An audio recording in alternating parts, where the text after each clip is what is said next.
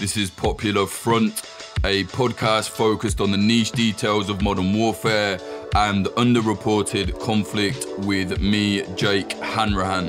In this episode, we're speaking to journalist Murtaza Hussain. He's going to be talking to us about a story he covered where the FBI essentially honeypotted a young man into becoming a quote-unquote jihadist. Now, the saddest thing about this is that this young lad who was just 16 years old had brain development issues, and the FBI basically groomed him into becoming a quote-unquote terrorist so that they could arrest him. Believe it or not, this is actually not that rare of an occurrence in America. If you like what we're doing here at Popular Front, support us for extra content at patreon.com/popularfront.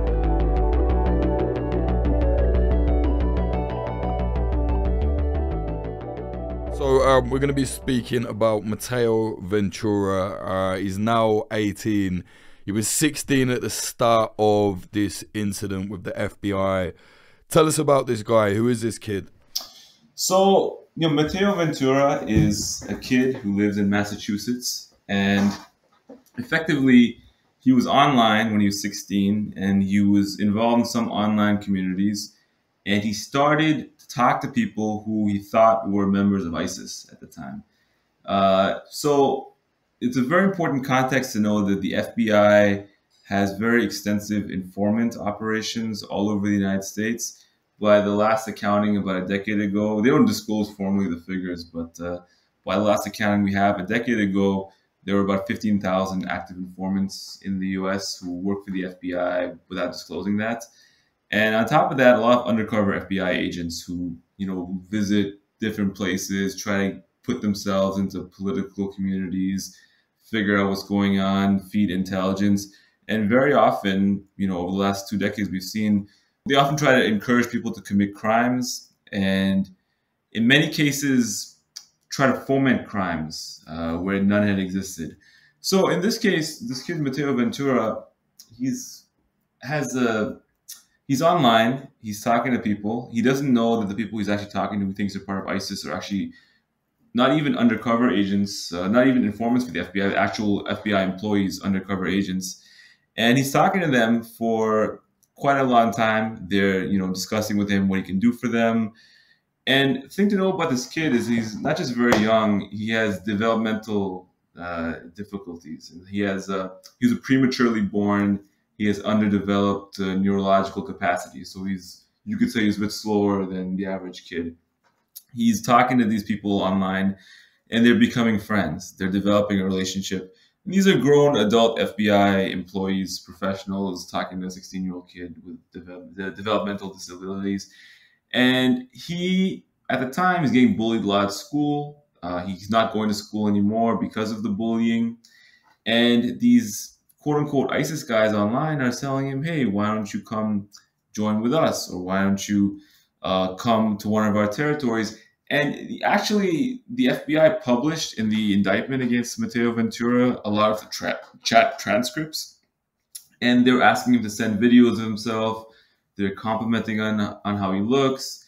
They're telling him he's very, big and strong, and telling him he doesn't actually know where ISIS is or where they exist. They're like, why don't you come to Egypt for us? Because that's where they exist. And he's like, okay, maybe. And then, over the course of about 2 years, the way they got him to cross the line to committing a crime is they said, hey, if you really are a friend, you really support us, why don't you send us some money? And he's like, okay, how can I do that? He's like, well, a cryptocurrency you could use, or, you can send us a gift card. And, it's quite common in these investigations. The ISIS guy, quote unquote, or the FBI agent told Ventura to buy them some gift cards, load some money onto it, and send it to them. And then once he did that, he theoretically funded ISIS, although he was never in touch with ISIS. Actually, he was only in touch with the FBI. So over the course of about 2 years, he sent a little bit over $1,000 in small increment gift cards, $40, $20, $70 at a time. And that was the crime that was committed in the end. He never actually went to join ISIS. He actually booked a flight once after the goading of the FBI agent, and then he didn't board the flight. He didn't show up for it. And that same week, he tried calling the FBI and reporting the informant to them, their own informant to them. He tried calling them, reporting them on several occasions, and they didn't really respond to that very affirmatively. And what they effectively did, it seems like, is that they met him when he was 16 online. They seemed to groom him in getting him more deeper in this world, getting him to commit small amounts of crime or small dollar transactions, which are commissions of crime. And then when he turned 18, sometime after that, they arrested him as an adult and put a big press release out about it. So, a lot of the reporting about the subject, about this case, kind of took it for granted that ISIS treasurer or ISIS funder had been found in the United States, an ISIS member. It really, once you actually dig into the allegations, this is the government's own narrative. It really seems like it couldn't be further from the truth. How was it framed by the FBI when they did this? So this is the thing. The FBI does this pretty often, actually. It's not unheard of that they would. They do this pretty often. And, I get the impression that in these institutions, you get rewarded when you make arrests. You don't get rewarded when you walk away from a case, which is not worth it. And the more time you spend doing an investigation, the more money you're spending, the more resources you're devoting to it. And you want to show a return on investment. You don't really want to walk away. And I've seen many cases where they spend a long time investigating somebody. Nothing is really going on. You can pretty much tell from the transcripts and other evidence that there's no wheels turning here for a crime. Either the person doesn't want to commit a crime, they're not capable of committing crime, which is very often. I think the case with Mato Ventura, given his age and his developmental difficulties and so forth. You can read the transcripts, and he's having a very difficult time expressing himself. It's very childish, I would say, his manner of expression. It's pretty obvious there's no serious danger to the public here. But, it's very hard to, after, maybe spending a year talking to him, say, well, I'm going to walk away from that and leave it be. Whereas when you make an arrest, you're rewarded. There's a big flashy press release. The media covers the arrest. And most of the time, honestly, they just rewrite the press release. That's the most coverage most of these cases get. They take the press release, put a few more words onto it, and there you go. They take it for granted, basically, that the FBI is telling the truth. So, I think that they move forward with arresting him and, I would say grooming him with this, because unless someone digs in and asks more questions or even looks at what they're actually alleging in detail, on the face value, it looks like they did a good job. It looks like they found a terrorist. No one wants to see, an ISIS terrorist in Massachusetts, a small town Massachusetts where he was living. And they found him. But really, it seems like they made him into that. They made him into that such that they could arrest him. And again, the only crime he ever committed was sending money to the FBI. Which they asked him for, and he has brain development issues, and he's 16. Exactly. Brain development issues, 16. And they knew very well about him. They knew him quite well. They met him on at least one occasion. In person? Yeah, in person. They met him. They came to his house and talked to his dad way earlier on in the investigation. They said, hey, your son's online doing some stuff he shouldn't be doing. His dad didn't know anything about this. He said, okay, I'll keep an eye on it. And then he assumed afterwards that the conversation should stop. The FBI told him, we'll connect him with a counselor that he can talk to. And he doesn't really know what came of it after that. Single father, mother's not around, working all the time. Son's not going to school because being very viciously bullied at the time. And, he thought that that was the end of it. But it turns out the FBI continued talking to his son for a very long time after that. And the next he heard about it, the door was being broken down by the FBI again, this time to arrest him. Jesus Christ. So how did this kid get involved with these FBI/pretend ISIS people anyway? Because, his name's Matteo Ventura. He's clearly of Italian heritage. It's not like he's going to have access to even anything remotely close to Islam in his household growing up. I find it very unlikely. How did he end up coming across all this? Yeah, I talked to his father. I would say that they're very either Irish or Italian Catholic. Basically, that's the very strong. That's a kind of like what their ethnic background seems to be very strongly. So he wouldn't really have had any contact with people in the real world who were Muslim. And it doesn't seem like he did, because the FBI doesn't allege that at any time. His only contact with anyone who could have been in Islamic extremism seems to be online. And they didn't mention which chat program he was using, but there was some chat program he was using where either he saw ISIS appearing people and reached out to them, or they reached out to him based on his own posts. One of the two. They didn't clarify in the actual charges against him. But it seems like basically this was all online. It was a completely online, world he was living in. Seems like as an escape from his real life, which seemed to suck. He's not doing well in school. He's has developmental challenges I mentioned. He's getting really, really tormented in school, such to the point he has to stay home.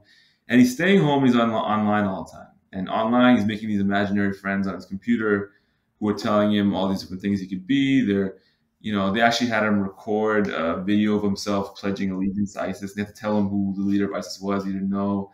And they're giving him a lot of positive reinforcements. Maybe his only friends potentially were the FBI agents pretending to be ISIS online. And, at that time, he became quite vulnerable to them. And, he's very young. And these guys are professionals. They know how to make arrests. And he has no idea how to deal with this kind of thing. And you can see it's not that hard to groom someone in this case. And, I will say that the FBI put a lot of detail in their charges against him. And the details, to me, were not very flattering to the FBI. I've covered many, many cases like this. Some of them are more borderline, even if in the end it seems like they encouraged the crime in the end. But this case seems, everything that you could say shouldn't happen in a case. He's 16 years old. He's talking to undercover FBI agents. They're the ones who are kind of getting him to commit the crime. He's trying to report the crime to the FBI at some point. He calls the FBI and says, I want to report, ISIS recruiters to you. I have information about that. And I want, $10 million in duffel bags in response to that. That's the kind of childish reasoning he was using to try to report the crime that he, because they were trying to get him to board a flight and he wasn't doing it. So he tried reporting them. And, they knew that, and they still went and arrested him not long after that. After he started reporting them is when they actually moved in to arrest him. So it just seems like, very farcical, and it's tragic on the one hand because these kids are going to be in jail now. If he's getting bullied in school, you can only imagine what's going to happen in jail. And, the FBI, people don't scrutinize these cases. It just becomes a statistic they can point to justify their budgets and justify promotions and things like that. But really, we want a law enforcement theoretically be fighting real security threats. No one wants an actual ISIS fundraiser or supporter, going around being active in the United States. But, I think the supply and demand problem. There's such a demand for terrorists, and the supply is not enough. So you have to start creating them, which it seems like they did in this case. And he's been charged with what exactly? He's been charged with providing material support in the form of funding to a terrorist organization. So he faces up to 10 years in prison, if I remember correctly. So that's not insignificant amount of time. It's federal charges too. So in the United States, federal charges, you'll do the vast majority of the crime. So it's concealing material support in the form of finances to a foreign terrorist organization. Because also the concealment was in using gift cards. Also, you use gift cards as a way of sort of theoretically masking the transactions at the direction of the FBI itself. So you can do 10 years, and federal crime, you'll do most of that, and it'll be a very hard time as well too. It may be, this case is in its early stages, so they may come to a plea agreement where he does less time. But, I will also say that in federal cases, they don't take you to court unless, there's like a 90+%, like almost 95+, even higher than that, conviction rate in terrorism cases. Very, very few people will go to federal court and be acquitted in the United States. So if he goes to trial, he's going to get convicted, most likely. And he'll probably do the whole 10, or he'll probably do a lot of that. So it's tough. It's very, very tough. And this kid, however much trouble he was in before, he's in a lot of trouble now, and they're not likely to go easy on him, barring any unforeseen development. Yeah, I mean, I took some notes here when I was reading your article, which really, it boils your blood especially when this isn't a kid that just, he's potentially going to drift into some extremism. He is mentally disabled in some ways, right? He is mentally challenged, we can say at the very least. His mind clearly operates a lot more naive and younger than it should be for his age. And I think with that context, so he's saying things here. He says, I reached out to brother AD for Hijra. I don't know if it's still possible, but if it is, I know it will take some time. Right, okay, without context, you think, oh, wow, like this kid is actually planning to go over there. But then at the same time, he's believing that these supposed ISIS fighters need a $25 Google Play gift card. What in the hell would ISIS ever need that for? Like, what could it ever really contribute? It feels to me like, what was the point of this? Why did the FBI do this? You know, this was clearly a kid that had no idea what he was doing. I don't get it. Why did they do this? Yeah, and you know, in that same excerpt, they also tell the FBI agent tells him, "Don't tell anyone. Don't tell about this conversation to your friends, your family. Don't tell your family. Don't tell your family." Yeah, so that's like really manipulative and abusive, I would even say, behavior towards at this time a 16-year-old child. So, you know, actually, there's a lot of stuff in the transcript, which I have to kind of keep the story within like a readable length. But there's a lot of stuff in the transcript which are really, really indicative of his mental capacity and how low it is. You know, even for a 16-year-old, like very, very low, very, very, as I said earlier, childish, and yeah, I would say like mentally handicapped sort of expressions and manner of expression and reasoning that he was using, dealing with a professional law enforcement agent whose whole job is to entrap people. So, you know, I kind of do wonder because in these cases, obviously, FBI is a big organization, and any big organization has different types of people working there, different, you know, ethics, different sort of approach. But I think institutionally, so much of it is geared at the top level to kind of being hawkish and generating arrests. So, you know, they want to rack up their numbers. Like, you want to score points, put points on the board.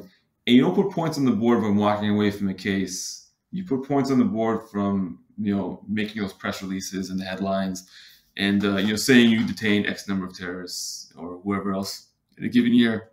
It's actually in the FBI budget that they have certain expected metrics to hit of terrorism arrests and things like that.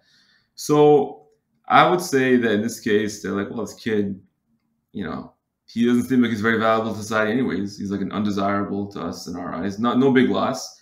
So let's just go ahead with this. And, you know, we don't like him. And if he goes to jail, it's not really, he technically is breaking the law. Technically, even if we impelled him to do it or what have you, and if he's not a threat, he did break the letter of the law by sending us money. So why not? Why not? There's a lot of professional reason to do it and not a lot of professional disincentive. I think there's an ethical and moral disincentive to do it, but you know how much that weighs into these decisions, you can only tell. I do think that one thing that gives them pause is they don't like being embarrassed in the press. And by the way, my story is all based on their narrative. It's not based on the defense narrative of what happened. It's literally their narrative. This is what they said they did. They said all this. So I mean, I'm just saying what you're saying. I'm saying what you're putting in the court documents yourself, which no one else is really taking the time to look at because there's just too many things going on or it's not considered that important. But, you know, let's take a look at what you're saying behind under the cover of your, you know, top line press release about it. And it's not very flattering. It's not very flattering to the FBI and their decision making.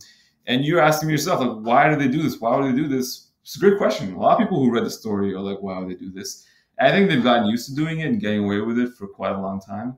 And the attention they get is a thing that sort of sometimes forces them to tighten up a little bit because nobody likes being embarrassed. And in the US, one thing they can't really control is the fact that there's, you know, free speech. So you can't silence people from criticizing your investigations when they're telling everything accurately, especially. So I think that's kind of the issue in this case.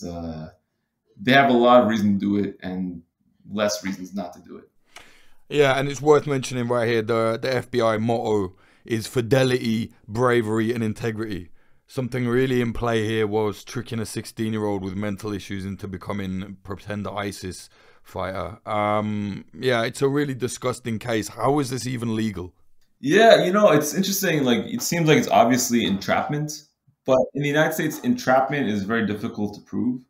And I think it's only like one case ever where someone successfully proved entrapment, and it was something way pre 9/11. era for that to have been taken place. So it's not a very easy defense to prove, to say that you were, tricked into doing something, or their whole modus operandi is that they're trying to sniff out bad intentions in people, and that seems like not really what you want law enforcement to do. You want them to actually, like, if they actually saw someone who's engaging in this crime of terrorist funding, then they start talking to him as an informant. Okay, that makes sense. You're breaking up an existing crime. You're policing crime. You're stopping crime. They're more in the realm of, let's stop pre-crime. Let's try to figure out who might commit a crime, and then let's get them to commit the crime so we can arrest them and get them off the streets. That's much more authoritarian. It's much more aggressive and authoritarian.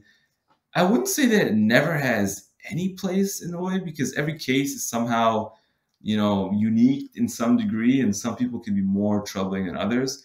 But very, very often they go after people who had no intention at all, no capacity at all, who try to back out in the middle of the investigation. They try to report the FBI themselves pretty often. It's not like unheard of thing that he did where he tried calling the FBI and saying, I want to report terrorists, which is their informant. Happens quite a bit, actually. So, that's the thing which I find to be really troubling. And I've covered a lot of these cases over the years, like hundreds of cases like this. Very, very similar. Some, very, very similar profiles in terms of the vulnerability of the person targeted, like mental illness and criminal history, financial problems, things like that make ripe pickings for turning someone to a terrorist. And, people generally, they don't, they don't care, but they don't prioritize looking into the details of this. So, there are a lot of guys I know who I've known pretty well who I can tell you are as innocent or more innocent even than this kid, in the sense that they didn't even like ISIS or know anything about ISIS or say anything good about ISIS or Al-Qaeda or anything else. But they were still in jail just because the way that the whole thing was set up made them, like, they're walking through a minefield without even knowing it, and every day of their lives. So, this case is bad, but there are other cases, even worse cases, I would say, of guys who got like life sentences for things that were even more spurious. It's just they got used to doing this. They got good at doing it in a way. And outside of a few people writing news articles about it and getting mad about it, they don't really have a lot of consequences. No one's tried to pass any laws to stop them. So you said this lad is looking at 10 years. He's been sent down, or that's what he's looking at? He's looking at that right now. He hasn't been convicted or anything yet, but that's what he's looking at. But this could be a long time. He's 18 years old now, and he could be best years of his life in prison because he got tricked. His life, exactly. And this happened another time. I believe you wrote this as well. There was a young lad, Mahen Khan. He was 18, and I think even the judge said he's got the mentality of, or that his mental age is a child. Maybe tell us about that one. It's obviously kind of linked. Yeah. So Mahen Khan was another case in Phoenix some years ago, and so this kid was very, very the FBI even had like his doctor's statements and not statements, like evaluations of him from the time he was 15 years old, and he'd been in an inpatient psychiatric facility after meeting them when he was 15 years old the whole time with the FBI's help. So they got to know him really, really well from the time he was 15 years old. And then just after he turned 18, they arrested him for, again, talking to what he thought was the Taliban on his phone, which his parents didn't even know he had his phone. They got him a phone without his family knowing. The FBI bought him the phone to communicate with them. 2 weeks after his 18th birthday, they went to arrest him. And, it's pretty wild sort of series of events, in the sense that, it's not like they didn't know that he wasn't a threat, or they didn't know he was not capable. They knew that this is a very disturbed, incapable, childlike individual. They were checking him into psychiatric facilities themselves. They knew he had no ties to the actual Taliban. And they knew that his parents knew about it, and they knew that his parents didn't want him to talk to them. So they bought him a phone secretly and gave it to him so he can keep talking to them and keep, committing crimes on his phone without them knowing. So, this kid can't tie his shoelaces, doesn't have a driver's license, a lot of developmental challenges. and yet they got him to go along with, potentially doing an attack for them or something like that with the informant. And then as soon as that happened, they went and arrested him. Yeah, well, I hope this lad Mato Ventura gets out somehow. I hope someone comes to their senses and realize how insane this is. But I think what you're doing there, at least bringing light onto it, is really important. Where can people get hold of you or read more of your work if they want to? Yeah, you can get it at theintercept.com, and you can follow me on Twitter at mazmhussain.com. So I post most of the articles I do on social media. All right, man. Thanks very much. Big fan of your work, man. Thanks a lot, man. Thanks, man.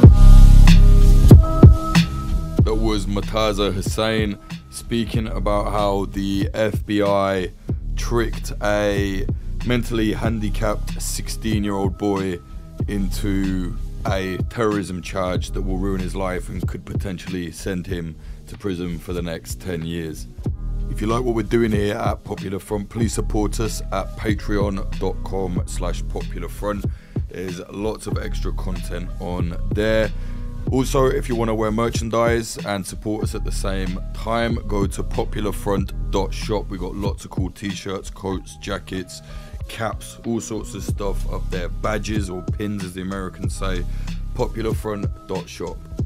Thank you to our sponsors, Oracle Coffee Shop in Portland, Oregon, USA. They're an independent coffee business selling only fair trade products. See them at 3875 Southwest Bond Avenue, 97239. Thank you to Grindcore House, a pair of independent coffee shops in Philadelphia, USA. One in South, one in West. You can find them on socials at Grindcore House. And thank you to Propagandopolis, an outlet selling and writing about historical conflict propaganda from around the world. You can buy prints at propagandopolis.com. Use the promo code POPULARFRONT10 for 10% off. Watch our documentaries at youtube.com/popularfront.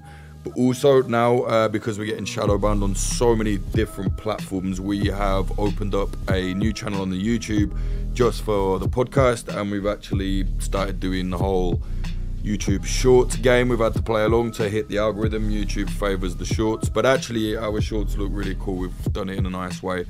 But the new channel, please subscribe to it. youtube.com/@pfcast, PFCAST. Social media, Instagram is @popular.front, TikTok @popular.front, Twitter @popularfront_. Anything for me, at Jake_Hanrahan, HANRAHAN.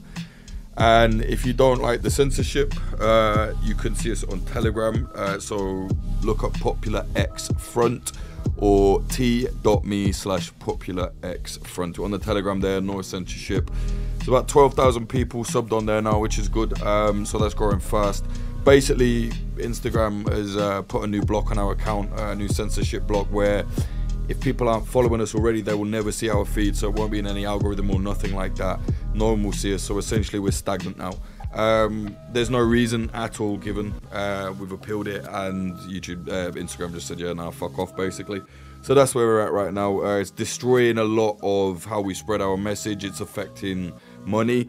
So yeah, it's not looking good. But anyway, keep sharing our stuff out there, I guess. For the website, popularfront.co. Actually, all of our links are at popularfront.cc, so you can get it that way.